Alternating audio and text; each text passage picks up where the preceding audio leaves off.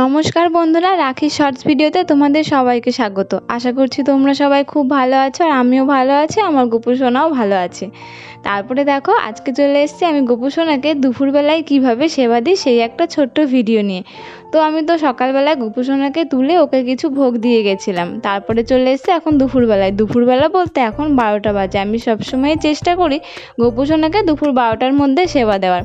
আর তারপরে দেখো ওকে তো চন্দনের জল দিয়ে স্নান করিয়ে দিলাম, আর আমি এক হাত দিয়ে ভিডিও করছি বলে আমি সেরকমভাবে সব কিছু দেখাতে পারছি না, যেটুকু পারলাম সেটুকুই তোমাদের সামনে চেষ্টা করলাম। আর গোপু সোনাকে তো সবসময় মিষ্টি করে সাজিয়ে রাখতে হয়, আমিও আমার গোপু সোনাকে সাজাতে ভীষণ ভালোবাসি।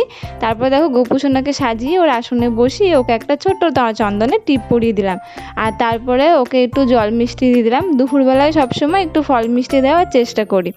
তারপরে পুজোটা তো আমি এখানেই সম্পূর্ণ করব। আর তার আগে বন্ধুরা, তোমরা কেউ আমার চ্যানেলে নতুন হয়ে থাকো প্লিজ আমার চ্যানেলটাকে সাবস্ক্রাইব করে দাও।